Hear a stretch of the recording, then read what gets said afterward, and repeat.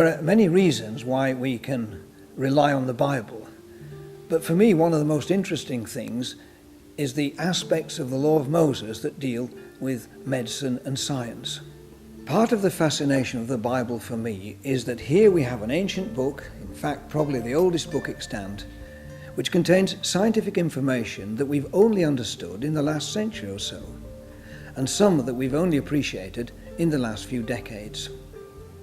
We're all familiar with the concern in our hospitals regarding the spread of infections such as Clostridium difficile and MRSA, methicillin-resistant Staphylococcus aureus.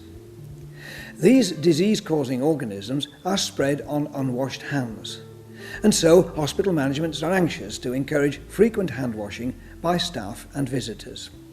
This is not a modern idea, it's as old as the Bible itself.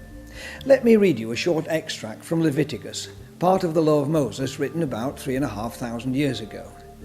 It's concerned with someone who is suffering from a form of gastroenteritis. Anyone the man with a discharge touches without rinsing his hands with water must wash his clothes and bathe with water, and he will be unclean till evening. Here it's quite clear that the potential for the spread of disease is being checked by washing hands. It is remarkable that the ancient Israelites had a law that would prevent the spread of infectious diseases. The concept was rediscovered in the 1800s when a Hungarian obstetrician, Dr Semmelweis, realized that childbed fever or puerperal fever was being spread from patient to patient by doctors' unwashed hands. He reduced the mortality among mothers from 1 in 4, that is 25%, to less than 1%. If only doctors had read their Bibles, the lives of countless young women would have been saved.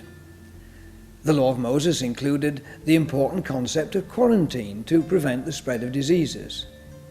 It had provision for the disposal of human waste that prevented the contamination of drinking water, something that causes suffering and death from waterborne diseases such as enteritis, typhoid and cholera. They also had laws relating to slum clearance, ensuring that houses were fit for habitation, something we might think was a post-war development.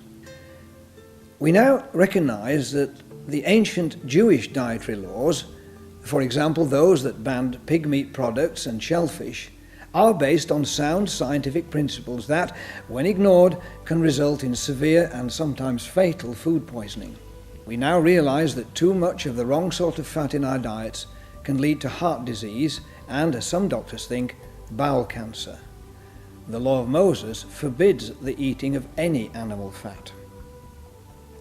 In the last couple of decades, we've come to understand why the law of Moses allowed that a contaminated wooden article could be washed, but a contaminated pot vessel must be smashed. It's evident that a porous clay pot would be impossible to clean since bacteria could remain in the pores after it had been washed. But wood is also porous. Why was it acceptable to wash it? We now know that wood exudes a natural antibacterial substance and so is intrinsically hygienic. Studying the Bible has taught me, first of all, that it's obvious that the Bible is a book that was way ahead of its time. The laws of the surrounding contemporary nations simply don't compare with those to be found in the Bible.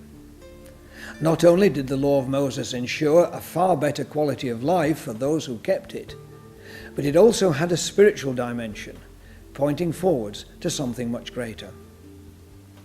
In the New Testament, we have the fulfillment of ancient promises that offer an endless life.